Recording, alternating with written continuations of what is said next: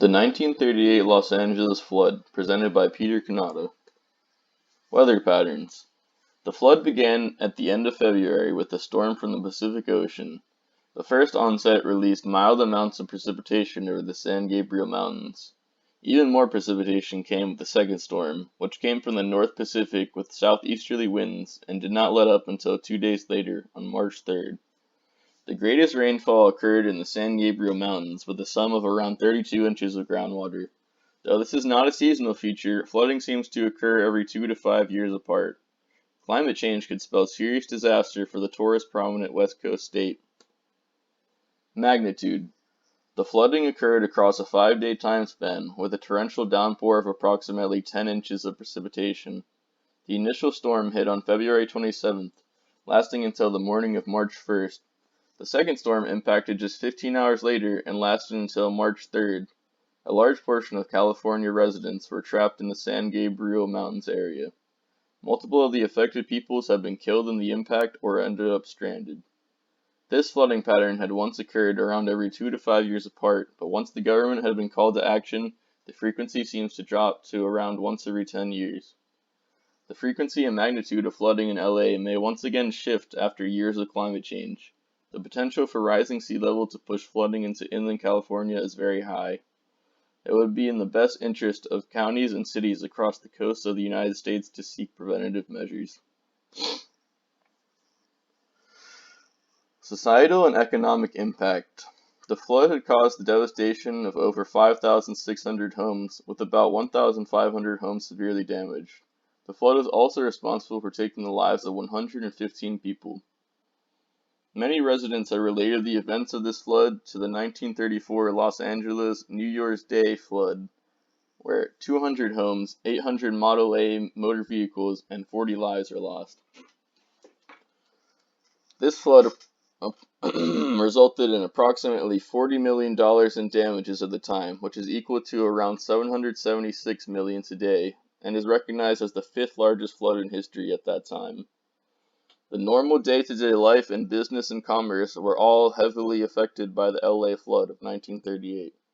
All three transcontinental railroads of Los Angeles and the Pacific Electric Railway halted due to washouts and destroyed bridges.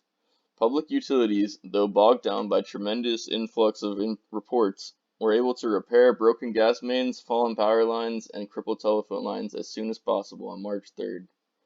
Schools were closed everywhere, and paramedics remained consistently busy throughout the day. Degraded sewage lines necessitated the evacuation of more than 30 families in the Inglewood area of LA. The American Red Cross Association had prepared to feed the evacuated, as well as thousands of others evacuated Los Angeles Basin residents. Though the toll taken was immense, officials say that it could have been much worse.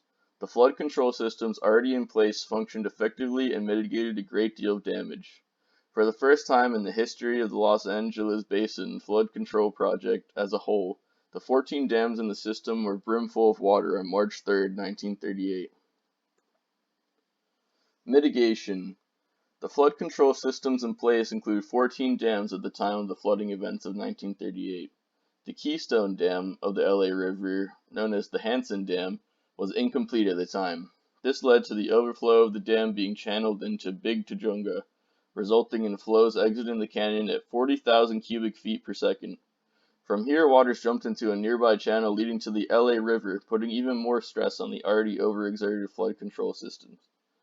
The Army Corps of Engineers handled the damages of the newly joined channel to the river. Flood engineers persisted that the higher San Gabriel control dams alleviated tremendous amounts of water and damages.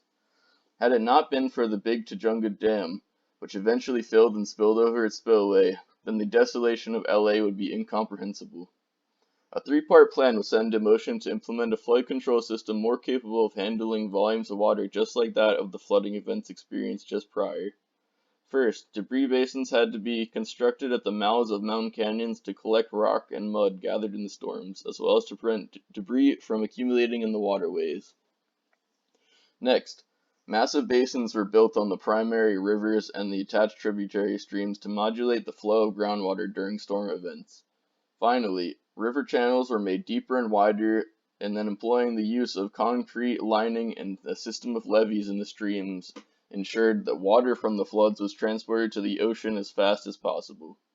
Plans for construction of this flood control system produced thousands of occupations for the unemployed peoples of the Great Depression. Sources: